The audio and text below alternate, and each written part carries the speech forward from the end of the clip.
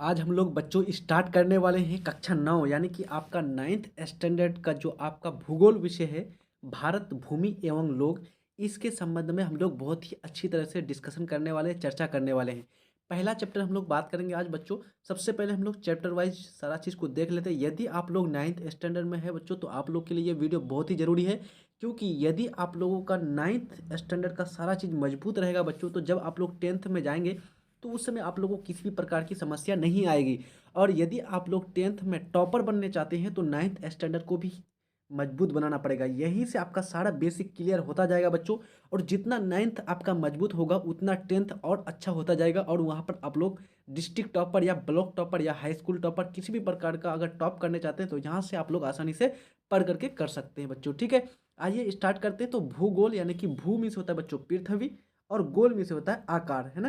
तो यहाँ पर हम लोग अध्ययन करने वाले हैं प्रमुख रूप से पृथ्वी की अलग अलग रचनाओं, अलग अलग उच्चावच, अलग अलग जो है धरातल, जैसे आपका पठार, मैदान, पर्वत, नदी नाले, इन सारे चीज़ों को बहुत ही डीपली से हम लोग चर्चा करने वाले हैं बच्चों। ठीक है, तो आइए 9th स्टैंडर्ड में सबसे पहले कौन कौन सा चैप्टर आपका मेंशन है, कौन कौन सा चैप्टर आप लोग को पढ़ना है, पहले उन सारे चैप्टर को अच्छी तरह से एक बार देख लेते हैं, ताकि आप लोग का माइंड में एक मैप बन जाए कि हम लोग को इन इन चैप्टरों से हम लोग को पढ़ाई करनी है बच्चों। ठीक है, तो सबसे पहले देखिए ये है आपका जो 9th क्लास है आपका दो खंड में है। एक है आपका खंड अ और एक होगा आपका खंड ब। ठीक है, दो खंड होगा बच्चों। ठीक है, एक पहला खंड को हम लोग चर्चा करते हैं तो पहला खंड में है आपका भारत भूमि एवं लोग, यानी कि भूगोल के अंतर्गत आपको बात करना है प्रमुख रूप से भारत से संबंधित सारी चीजें और भूगोल भूमि एवं लोग। तो खंड अ में कौन कौन से आपके अध्याय हैं, कौन कौन से चैप्टर हैं, उसके बारे में बात करते हैं।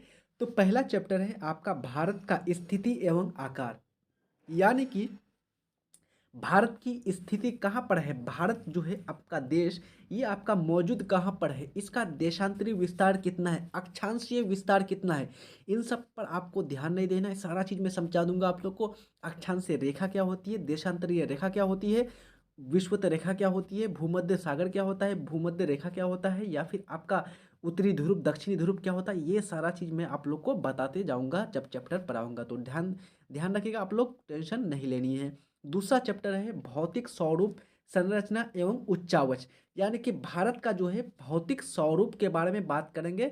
और यहाँ पर संरचना एवं उच्चावच, उच्चावच में से बच्चों ऊंचाई नीचाई, यानी कि प्रमुख रूप से धरातलीय आकार के बारे में जानेंगे। यानी कि भारत का जो भौतिक स्वरूप है कैसा है, भारत का उत्तर में उत्तर का गंगा गंगा का उत्तरी मैदान, दक्षिण में प्रमुख रूप से प्रायद्वीपीय पठार, उसके बाद जो है पूर्वोत्तर में खासों और गाढ़ यानी कि गारो की पहाड़ियाँ हैं। प्रमुख रूप से यदि पश्चिम में देखें तो सिंधु नदी, पूर्व में देखें तो ब्रह्मपुत्रा नदी, उसके बाद हिमालय का क्षेत्र, ये सारे चीज़ हम लोग अच्छी तरह से बात कर लेंगे। तो जो दूसरा आपका चैप्टर है वो आपका समाप्त हो जाएगा। आगे उससे बात करेंगे तीसरा चैप्टर में प्रमुख रूप से अपवाह स्वरूप, यानी कि भारत में अपवाह स्वरूप, अपवाह स्वरूप मतलब हुआ बच्चों यहाँ पर हम लोग प्रमुख रूप से नदी को देख लेंगे, जितने सारे नदी हैं उनको देख लेंगे, उसके अपवाह तंत्र यानी कि वह किस क्षेत्र से होकर के बहती है उसके बारे में जानेंगे। प्रमुख रूप से हम लोग इसके अंतर्गत जानेंगे गंगा, गंगा का अपवाह तंत्र को जानेंगे, सिंधु सिंधु नदी का जानेंगे, उसके बाद ब्रह्मपुत्रा नदी को जानेंगे। ब्रह्मपुत्रा नदी के बाद जो भी आपका दक्षिण भारत की महत्वपूर्ण नदियां हैं, सबसे पहले हम लोग देखेंगे नर्मदा नदी, फिर उसके बाद देखेंगे हम लोग गोदावरी, फिर हम लोग गोदावरी के बाद देखेंगे कृष्णा, फिर कृष्णा के बाद कावेरी, कावेरी के बाद महानदी।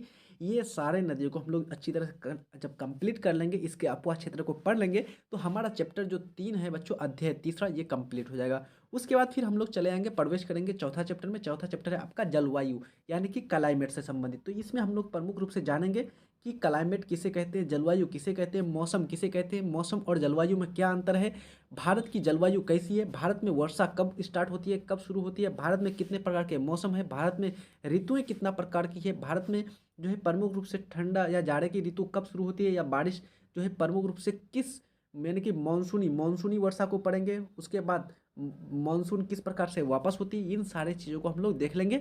तो हमारा जो चौथा चैप्टर है आपका जलवायु, ये भी कंप्लीट हो जाएगा। उससे आगे जाएंगे फिर हम लोग बात करेंगे प्राकृतिक वनस्पति एवं वन्य प्राणी के बारे में। ठीक है बच्चों, तो प्रमुख रूप से उसमें हम लोग जानेंगे प्राकृतिक वनस्पति एवं वन्य प्राणी में प्रमुख रूप से सबसे पहला चीज हम लोग देखेंगे कि वनस्पति किसे कहा जाता है, वन किसे कहा जाता है, जंगल किसे कहा जाता है। इन सारी चीज़ों को जानने के बाद प्रमुख रूप से वनस्पति कितने प्रकार के होते हैं, पर्णपाती वन क्या होता है, सदाबहार वन क्या होता है, पतझड़ वन क्या होता है, पर्वतीय वन क्या होता है, इन सारी चीज़ों को जानेंगे। फिर उसके बाद जानेंगे वन्य प्राणी भारत में किस किस प्रकार के वन्य प्राणी मौजूद है। ठीक है, इन सारी चीज़ों को जानने के बाद फिर हम लोग छठा चैप्टर में चले आएंगे। छठा चैप्टर में हम लोग बात करेंगे जनसंख्या के बारे में। जनसंख्या जनसंख्या यानी कि पॉपुलेशन, इसमें प्रमुख रूप से हम लोग जानेंगे कि जो है भारत की जनसंख्या के बारे में, भारत की जनसंख्या की जो संरचना है वो कैसी है।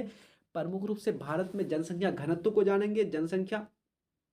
उसके बाद इसी में हम लोग जानेंगे मृत्यु दर किसे कहते हैं, जन्म दर किसे कहते हैं, जनसंख्या घनत्व किसे कहते हैं, लिंगानुपात किसे कहते हैं। इन सारी चीज़ों को हम लोग छठा चैप्टर में देख लेंगे।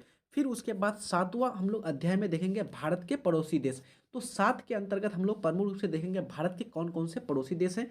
जैसे हम लोग एक एक बार देखेंगे, एक को देखेंगे मतलब कि भारत का पड़ोसी देश नेपाल, फिर दूसरा में देखेंगे पाकिस्तान, तीसरा में देखेंगे आपका बांग्लादेश, चौथा में देखेंगे हम लोग चीन। उसके बाद फिर हम लोग देखेंगे श्रीलंका। उसके बाद फिर प्रमुख रूप से बच्चों आपका और कौन सा, म्यांमार। इन सारे चीज़ों को हम लोग अच्छी तरह से देख लेंगे तो भारत का पड़ोसी देश भी आपका कंप्लीट हो जाएगा। जब भारत का पड़ोसी देश कंप्लीट हो जाएगा तब हम लोग फिर अध्ययन करेंगे मानचित्र। मानचित्र का किस प्रकार से अध्ययन किया जाता है, कौन सा कलर, कौन सा रंग किस प्रकार की चीज़ों को दर्शाने के लिए किया जाता है, मानचित्र और ग्लोब में क्या अंतर है, थीमेटिक मानचित्र किसे कहा जाता है, यदि आपको कहीं पर पहुंचना है तो मानचित्र का उपयोग कैसे करेंगे। तो ये सारे चीज़ हम लोग आठवां अध्याय में, आठवां चैप्टर में बात करेंगे बच्चों। ठीक है, उसके बाद फिर हम लोग प्रमुख रूप से बात करेंगे नौवां चैप्टर में क्षेत्रीय अध्ययन के बारे में। ठीक है बच्चों, तो क्षेत्रीय अध्ययन हम लोग चर्चा करने के बाद खंड बौ में चले जाएंगे। खंड बौ में प्रमुख रूप से आपदा प्रबंधन, आपदा प्रबंधन के बारे में जानेंगे। तो हम लोग जानेंगे फिर वहाँ पर कि सबसे पहले पहला चैप्टर में आपदा प्रबंधन एक परिचय, यहाँ पर परिचय दिया जाएगा। और वहाँ पर इंट्रोडक्शन में हम लोग जानेंगे कि आपदा किसे कहते हैं, आपदा के लिए प्रबंधन क्यों जरूरी है, आपदा कितने प्रकार के होते हैं, प्रमुख रूप से बाढ़ आपदा, भू भू यानी कि भूकंप, सुनामी, इन सारे चीज़ों के हम लोग आपदा को जान लेंगे। मानव निर्मित जो आपदा होती है या फिर आपका प्राकृतिक आपदा होती है उसके अंतर्गत सारी चीज़ों को जानने के बाद दूसरा अध्याय में चलेंगे हम लोग खंड ब का, यानी कि 11वां अध्याय जो है मानवीय गलतियों के कारण घटित आपदाएं, जैसे नाभिकीय, जैविक और रासायनिक। प्रमुख रूप से मानव जो है, प्रमुख रूप से जो मानव जो है, प्रमुख रूप से जो आपका आपदाएं घटित करती है, मानव खुद उसका उसको, जैसे बच्चों एटम बम का फटना, नाभिकीय विस्फोट, या फिर आतंकवाद, या फिर आपका अन्य जो है अन्य जो है सांप्रदायिक दंगे होती है। तो ये सारे क्या है, मानवीय आपदाएं हैं। तो इसके बारे में चर्चा करेंगे। फिर 12वां चैप्टर में हम लोग बात करेंगे, 12वां अध्याय में सामान्य आपदाएं। ठीक है, तो सामान्य आपदाओं के अंतर्गत हम लोग निवारण एवं इसके नियंत्रण को जानेंगे बच्चों। ठीक है, नियंत्रण, इसका किस प्रकार से नियंत्रण किया जा सकता है और इसका निवारण क्या हो सकता है। यानी कि मान लीजिए बाढ़ है, तो बाढ़ का हम लोग कारण को जान लिए, तो बाढ़ किस प्रकार से आएगा, क्यों आ रहा है, क्यों, उसका क्या क्या कारण है, तो उसका हम लोग निवारण करेंगे कि इस पर कैसे जो है नियंत्रण पाया जा सकता है। तो इसका उपाय क्या क्या होगा, या भूकंप, इसका क्या क्या उपाय हो सकता है, भूकंप से बचाव के क्या क्या उपाय हो सकते हैं, सुनामी से बचाव के क्या क्या उपाय हो सकते हैं। इन सारी चीज़ों को हम लोग जान लेंगे तो ये हो जाएगा सारा आपका निवारण और एवं नियंत्रण।